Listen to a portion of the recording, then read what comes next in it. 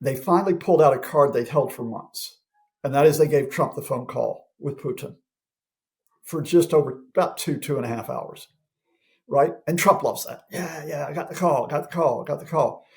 Well, they've burned that card now with what they've done over the weekend.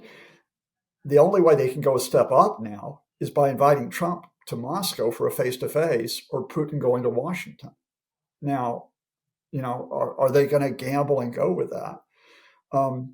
It's it's just this whole fantasy that we're going to get a sudden peace deal, and we're not.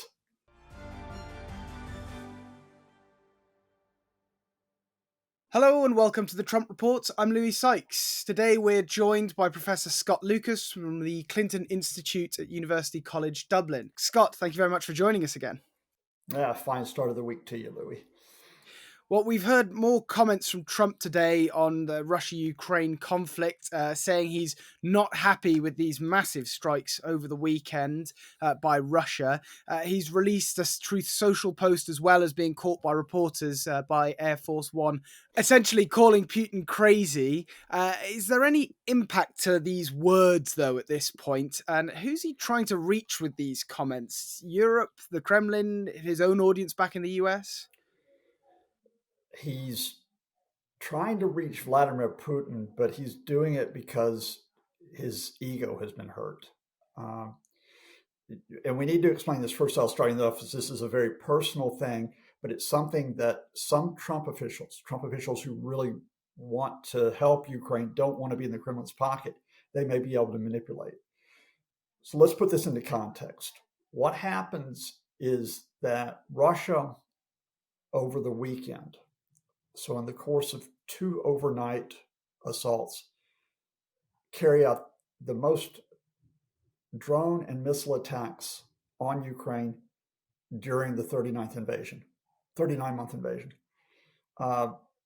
More than 550 drones, 85 missiles.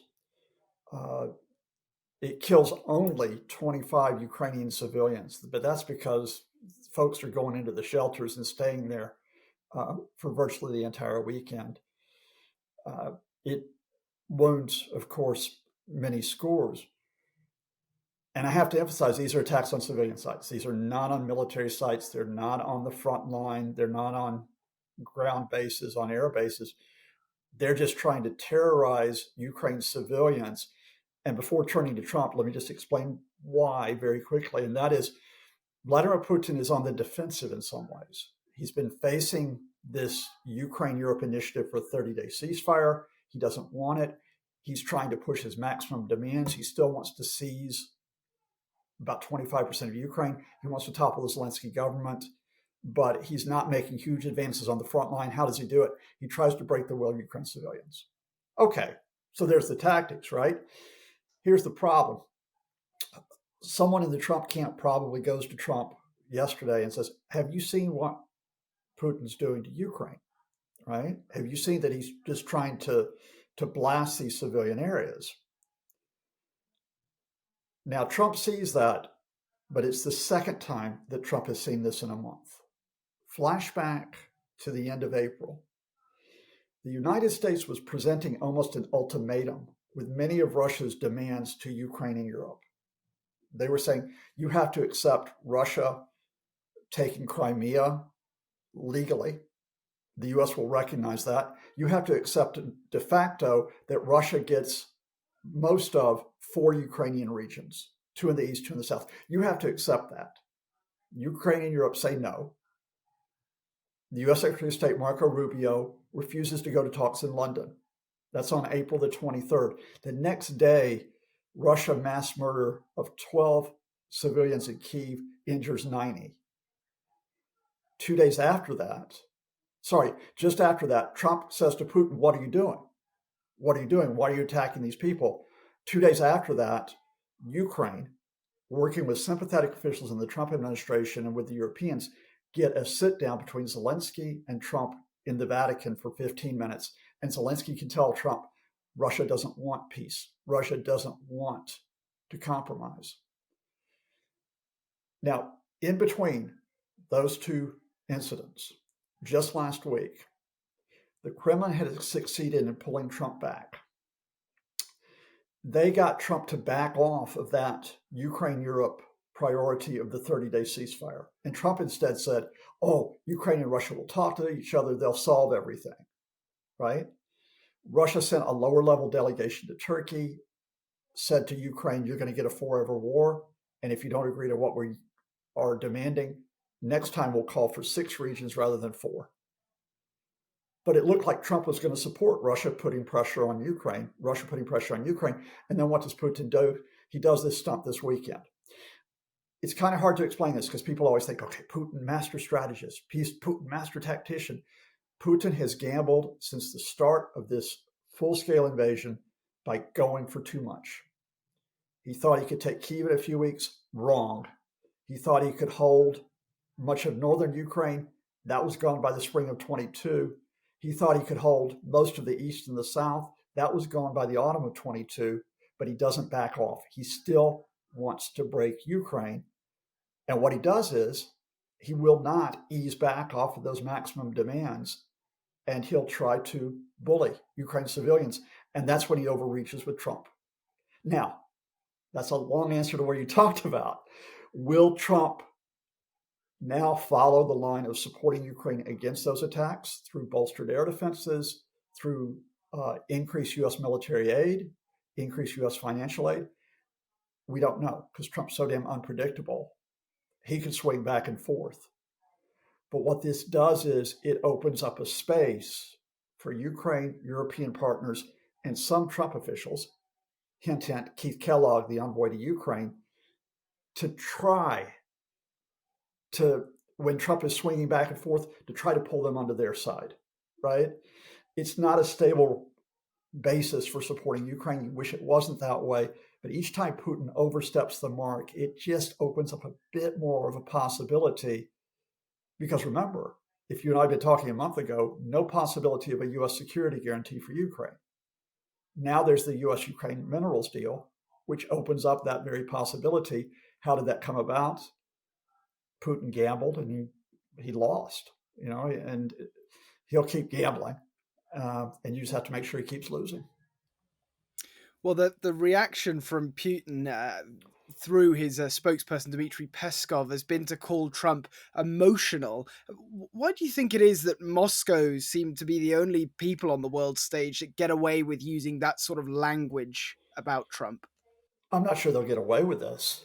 I was a bit surprised when I saw Moscow say, oh, he's just being emotional. They prefaced it with, we welcome President Trump trying to get peace, negotiate something, but they said, he's being emotional.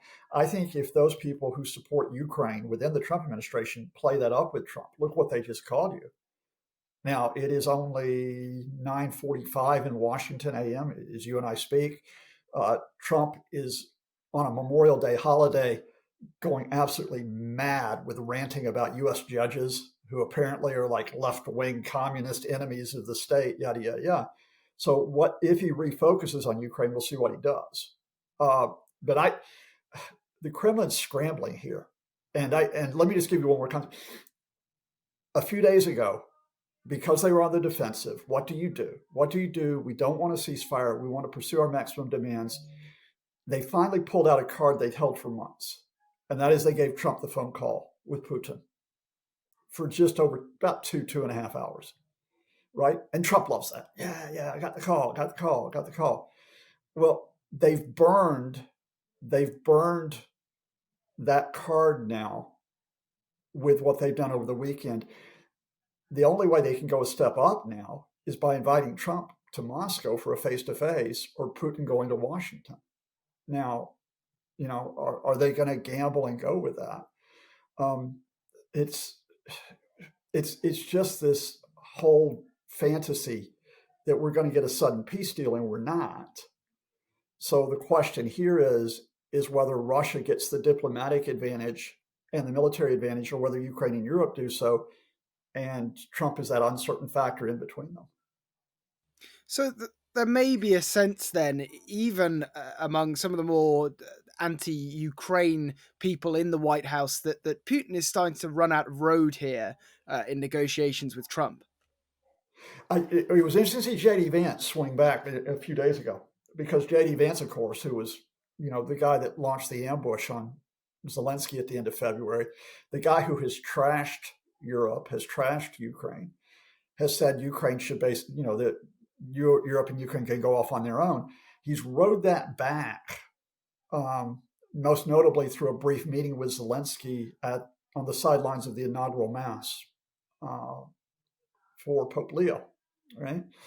So, Vance, who's a very pragmatic, ambitious politician, is he seeing the fact that maybe being so hostile to Ukraine isn't the way to go? Because I want to add another layer to this, Louis, that some people are forgetting. A lot of Republicans in Congress do not want Trump to be in Putin's pocket. Now, there is legislation, a sanctions bill to toughen the restrictions on Russia that has been co-sponsored by Lindsey Graham, longtime supporter of Trump, Republican, and Richard Blumenthal, Democrat. They've got 81 of the 100 senators signed on as co-sponsors.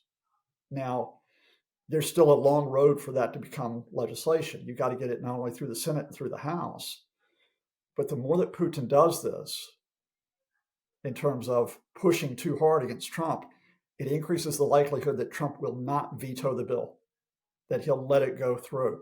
So I think we're looking at now what is going to be the rest of this spring with maneuvering across a range of fronts behind the scenes, where Ukraine and Europe are going to be working not only on some Trump officials, they're going to be working on those legislators to get this push forward. And the layer on top of that, the reason why Putin's pushing so hard to break Ukraine is I think he's got a window, and you've talked to some excellent guys on your Frontline series, as well as here on Trump Report. I think he's got a window maybe of the rest of 2025 to go all out with this. Even though Russia has a huge advantage in manpower and resources on the Eastern Front, they're now over 1 million casualties. And they don't have an infinite supply of personnel. They have an economy which has been run as a wartime economy for more than 3 years, which is overheating. Inflation up, interest rates up. This past week, we've had a series of reports where they're getting crunches in their key industries. They've got problems in the coal industry. They got problems in their aviation industry. They got problems in the rail sector. So they've got problems with fundamental infrastructure, which is compounded by the fact that Ukraine's hitting some of that infrastructure, including in the past week, semiconductor plants, Russia's largest chemical battery plant, other logistics facilities that support the military, as well as the ongoing attacks on oil refineries. And I do want to come on to some of those internal politics, not only in Russia, but in the US as well. Just lastly on these comments by Trump today, in that same Truth Social post that accompanied his comments to reporters outside Air Force One, Trump accused Zelenskyy as well of causing problems. Do you think the Kremlin care, in a way, what Trump thinks of Putin if they can maintain even some sort of rift between Kiev and the White House? I mean, that's a great point, and I should have actually mentioned that Trump had a pop at Zelenskyy. Now, the reason why he had the pop at Zelenskyy was that Zelenskyy, on Sunday, after this record-setting Russian wave of attack, said America is silent. And usually Zelenskyy doesn't call out the U.S. specifically. It says we hope we get more support from the U.S., et cetera. He called out America, and Trump took the hump over that, right? And said, okay. Zelenskyy says bad words. Why does Zelenskyy keep saying bad words about this? I think what makes the difference here is, first of all, it's one thing to criticize someone for saying bad words. It's another thing to criticize someone for carrying out mass murder with strikes on civilians. So Putin wins in terms of the blame game here.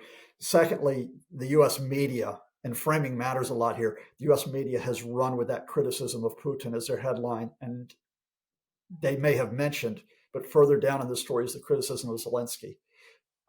So I think right now, no, the Kremlin is going to be very unsettled right now.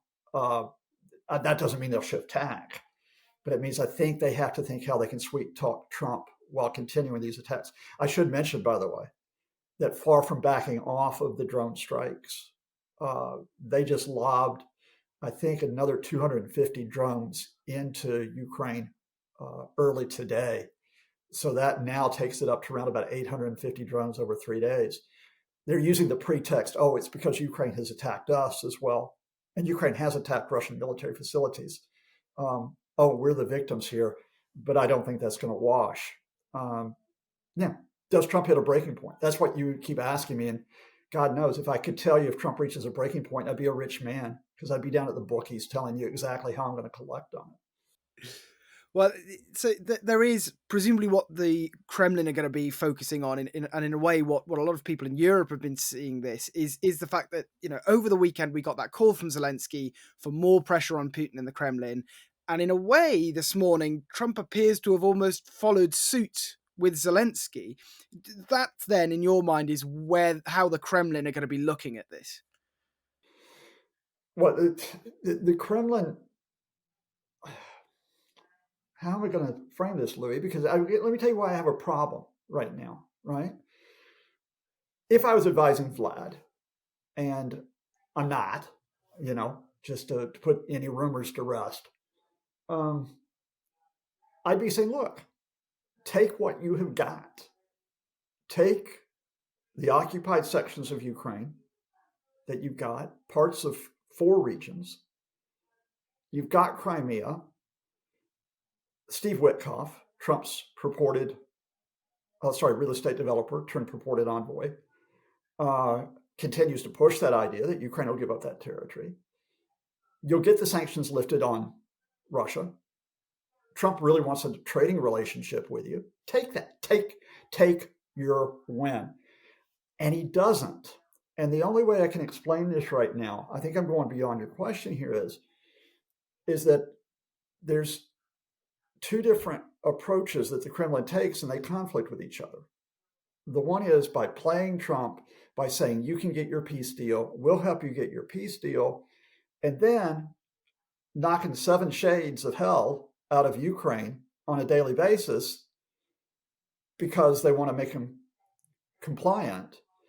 And I think what happens here is Trump gets trumped by Putin's legacy, and that is Vladimir Putin. And everybody out here going to come at me on YouTube. Here you come. I'm going to go. NATO didn't cause this full-scale invasion by Russia. The U.S. didn't cause this full-scale invasion. Russia. European Union didn't cause it. Vladimir Putin in July 2021 wrote a lengthy essay about wanting to make Ukraine part of Greater Russia. So he didn't hide it. He justified it. This is his legacy, to try to get Ukraine as part of Greater Russia. And if he wants Ukraine as part of Greater Russia, he can't take the win. He can't take the partial win. And you know who tipped this off? And although he probably was drunk when he wrote it, because he usually is drunk when he does this stuff, and you're not going to get into legal trouble because it's the former Russian president, Dmitry Medvedev. Medvedev goes on Elon Musk X early today, and he says, Russia needs to set up a buffer zone in Ukraine. And the Russian buffer zone in Ukraine, Medvedev puts up a video map, right? Is about 95% of Ukraine is the buffer zone. Like Ukraine gets this sliver of land over on the Polish border. Now, is Medvedev trolling a bit? Yes. But Medvedev's also reflecting another reality. And that is not only for Putin, but for some in his inner circle, they can't accept an independent Ukraine. They cannot accept an independent sovereign Ukraine. And that's going to keep clashing. Because the thing is, even if Donald Trump wants to be Vladimir Putin's best friend, he cannot be seen as the guy who handed Russia almost all of Ukraine. Even Trump can't pull that one off with his base. So in that case, where is the US then on putting together some sort of realistic deterrent if they can't bring Putin on side on a ceasefire? And I'm thinking mostly about this sanctions package that we were discussing earlier. No, well, there's a couple levels here. One thing that they can do, what the agencies are doing, is behind the dramatic headlines, is moving very gradually. For example, lifting the suspension on military assistance to Ukraine. Now, these were deliveries that were authorized by the Biden administration. It's not new military aid, but the delivery had been held up since January. And in recent weeks, ammunition, spare parts for F-16 fighter jets, other training and technical support has been authorized by the U.S. That's going across. Very quietly, no one mentions it again, but remember we were up in arms about the fact that the U.S. had cut off intelligence sharing a few months ago to try to punish Ukraine? Ask yourself right now what's happened with that intelligence relationship and whether it's been restored, right? And remember that whatever Trump says, you've got U.S. officials who are active in NATO. They're active working with European partners in terms of financial and economic assistance. Again, the United States is involved in international efforts to prop up, to support Ukraine through various loans, et cetera. So publicly, the U.S. will continue to play the mediator here. So, for example, they block G7 language. Actually, I'll tell you, they have blocked language in the pact calling Russia an aggressor, because they wanted to keep the talks going with Russia. But look at what happened to the G7 finance ministers a few days ago. I think almost no one picked up on this.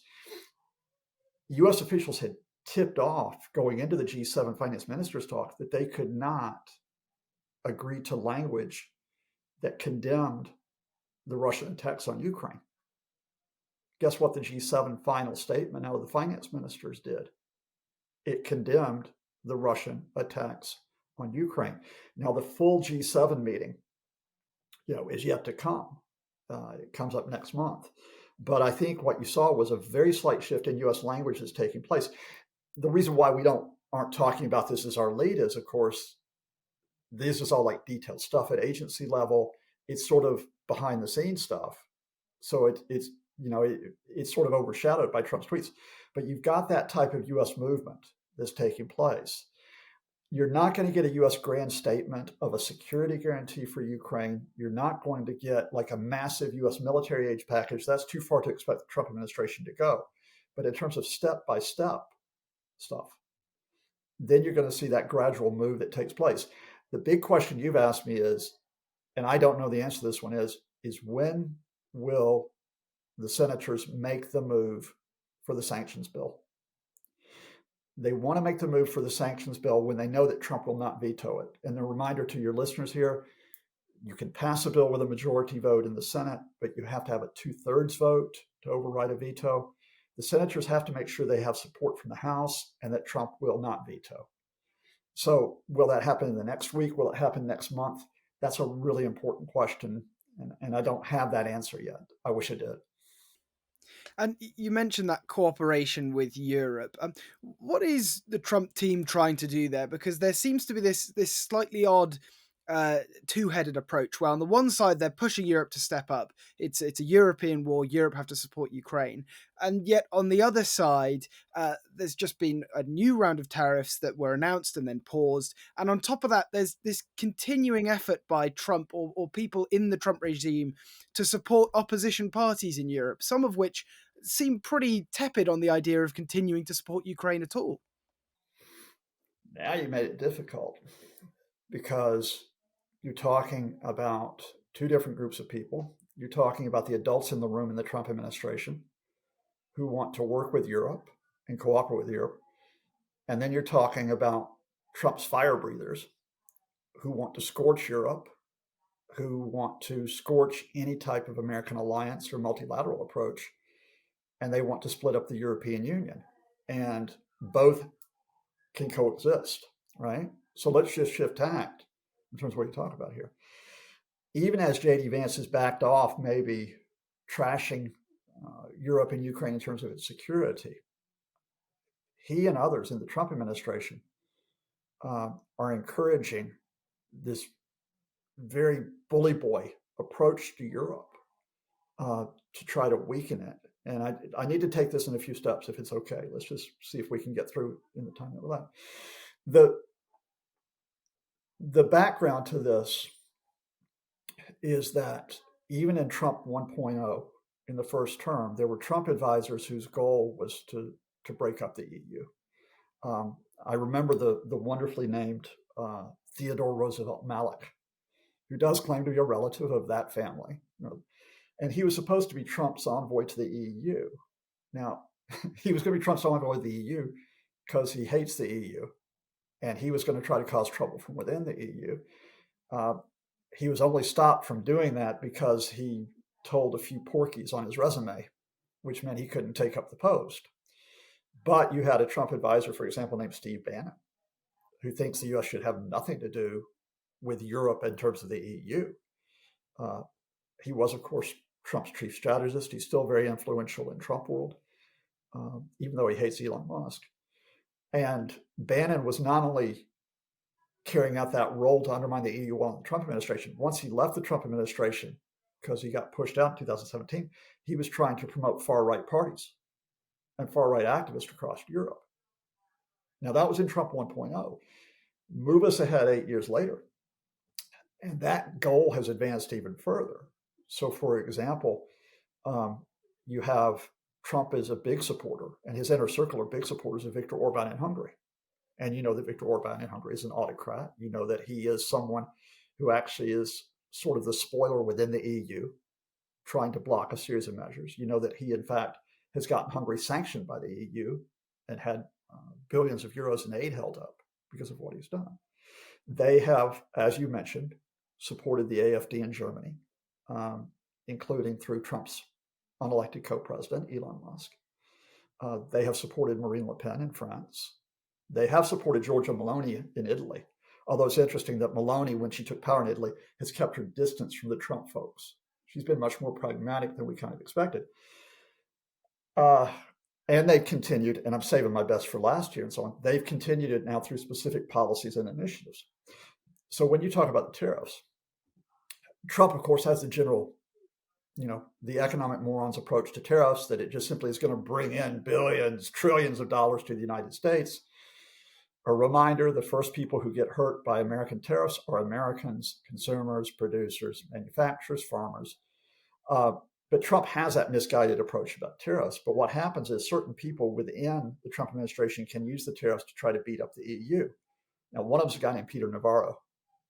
Navarro is this arch protectionist, almost an economic isolationist. And what happens here is that when Navarro gets a hold of Trump, oh, everybody hates America, everybody's ripping us off. Then Trump comes off with some whack job tweet that jacks off the tariffs. Then the Treasury Secretary, Scott Bessent, who's much more of a pragmatist, and who's looking at the dollar, the bond markets, the effect on trade and manufacturing, he gets and talks to Trump and says, might be going a bit too far here, right? Now, what you have is this group of political figures like Navarro who want to rip up the EU, and you've got the pragmatists who are fighting each other, which is why Trump raised the tariffs to 50% on the EU. Then folks said, okay, let's get him to talk to Ursula von der Leyen, the European Commission president. He talks to von der Leyen on Sunday, and all of a sudden in the evening, we'll keep talking. No 50% tariffs. Like, well, yeah, there you go. It's like, and we can talk another time about what that does to economic markets, because that unpredictability is just short. But you have that going on, and then you have the political effort, which is where can we continue to support parties? Now, in the German elections that just took place, they supported the AfD. J.D. Vance gave support to the AfD. Now, the AfD, thank God, did not get into the ruling coalition, which is led by Friedrich Merz, who's just come out with a big statement in support of Ukraine today, just to loop back. But now I'm going to tell you a story that y'all going to love here, because you're in the UK. And I used to live there 40 years, so I still keep an eye on you folks. Over the past few weeks, the Reform Party has a national TV outlet in the UK. It's actually got two, but one is more prominent than the other. Now, whether or not I name this is up to you, because I've had some people say, tell us who it is. And I've others said, well, the lawyers don't want you to tell us what it is. But let's just say the Reform Party has this national outlet, which portrays itself as a news channel, but is more of an attack channel. I'm just going to say that, has been running a drumbeat about how there is no free speech left in the United Kingdom. None whatsoever. It's all gone. You and me, we could be dragged off very soon once this video goes up on YouTube, Louis, because we might have, but we probably won't be, because, of course, the people who are clamping down on free speech are the woke folks like you and me. right? So they take individual cases, and I'll just name check, for example, the Lucy Connolly case, and they completely distort what happened in the Lucy Connolly case and the case of the anti-abortion activist, two of whom were charged with public order offenses. And they say this means the end of free speech. Been doing this for weeks. Now, of course, Nigel Farage, who's the leader of the Reform Party, he does this quite a lot, right? So does one of his effective front folks, Richard Tice. Well, guess who else goes on about the fact that there's no free speech left in the UK? J.D. Vance, who said that for months. No free speech in the UK, right? Guess who has been saying that there's no free speech left in the UK on the national outlet of the Reform Party over the last week? Well, look, it's Charlie Kirk, the founder of Turning Point USA, which is Young People for Trump's big movement. Look, it's Jason Miller, former senior advisor to Trump, who now is effectively a big PR person for Trump, who appeared on this national outlet over the past weekend. What you have here is a concerted effort by the Trump camp working with Nigel Farage to exploit and distort certain issues to try to boost reform. Now, that you could have that going on at the same time that you could have what we're talking about with Ukraine going on. Because if you're in the Pentagon, if you're in the CIA, if you're in the State Department, and if you're an adult in the room, you don't want to completely rip Europe up. After all, there's NATO. There's U.S. economic relations with Europe. There's the U.S. intelligence relationship with Europe. But if you're in Trump's inner circle in the White House, and you're one of the true believers who thinks, make America great again by tearing everyone else down, what you want to do is you want to split the UK off from the EU. And what has given that camp the frighteners in the past few weeks is just after Keir Starmer's Labour government reached a memorandum of understanding with the US on trade. It wasn't a deal, but they reached a memorandum. Starmer had the much bigger breakthrough, which was an actual deal with the EU. And of course, when that happened, all of the Trumpists, all of the Reform Party people, all of the hard right said the UK is selling out to the EU. Brexit's being reversed. So, that's where you are in the UK. In other words, we talked about how the fact that you don't get stability on what happens in Ukraine. In a wider sense, while Trump is in office, you will not get stability in the US-European relationship. That's just the way it is. And how is that sort of, as you've mentioned there, the adults in the room versus the more Trump loyal side on this? How much does that reflect a quite significant split then in the Trump's inner circle or in Trump's camp? And in a way, is that useful for him because he can take these two different approaches, or is this going to eventually come to a head of causing a quite significant division in his team? Oh, I mean, they're at each other all the time in terms of those camps that are in there. And it doesn't suit anybody to have that type of chaos in terms of actually carrying out policy. Now, does it suit Trump in terms of getting sound bites where he gets like some type of domestic political boost by being the master of chaos? That's a much different question. But the reality here is, I think I talked about it earlier, one of the reasons why you've had this craziness on tariffs is because you've got two very, very different camps that are within there. You've got the warrior protectionist, like Navarro, like the U.S. Trade Representative Jameson Greer. And then you've got Scott Bessent, Treasury Secretary to an extent, the head of the, I think, National Economic Council, it's called now, Kevin Hassett. And what happens here is the warrior protectionists go around saying, this is it. We can do everything. We can put tariffs. Look, there's the magic chart. We can put tariffs on everybody and we're going to win. We're going to win. We're going to win. And then what happens is the reality is the stock market, the bond market, manufacturers, farmers tell you, no, you're not going to win. And then the pragmatists come back in, right? And so you just have that battle that goes on and on. I think, does that battle reach a breaking point? Not yet. And that takes us actually to another front, which is like really, really important, but it's so boring because it's like a budget. It's like a budget. This may be the other big story out of Washington last week. I'm not sure how much people even pay attention to it. And that is that for months, the Trump folks have been talking about getting their big, beautiful bill, as Trump calls it. The budget also increased money for border security, increased money for defense through Congress. The problem, and this budget finally passed the House of Representatives, the lower chamber this week, but it still has to, the upper house has to consider what they're going to do. So we're going to have weeks more of this. The problem with this budget is that it doesn't make economic sense. And there's a couple of takeaway lines on this. First of all, it rips up U.S. social services. For the first time in my lifetime, it used to be considered sacred that you did not touch Medicaid and Medicare. You just did not do that. The U.S. does not have a national health system. They have tens of millions of people who have been uncovered by healthcare in the past. You don't make it worse by hitting Medicare and Medicaid. But guess what this budget does? It's about an $850 billion cut, particularly on Medicaid.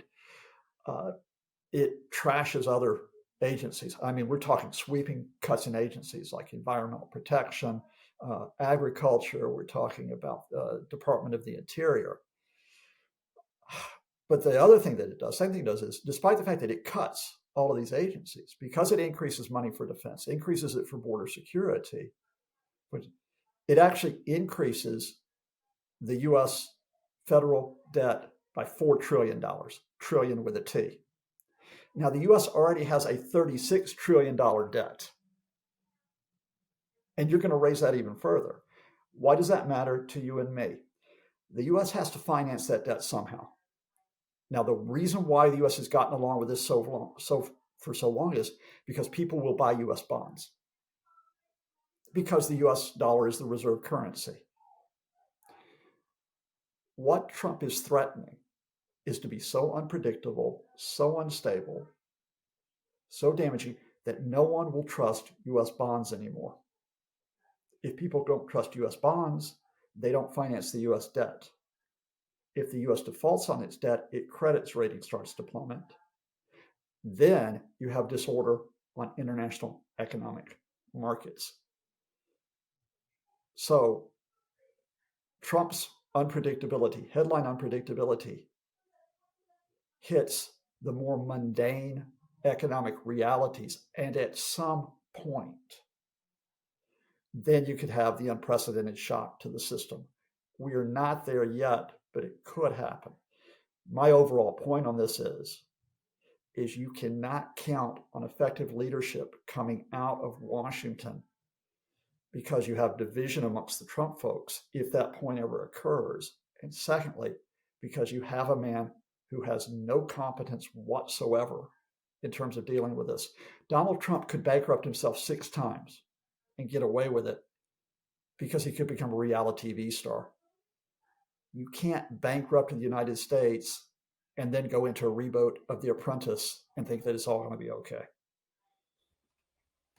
Well, Scott Lucas, we will continue watching that, and I'm sure speak about this again quite soon. But thank you very much for joining me today on the Trump Report.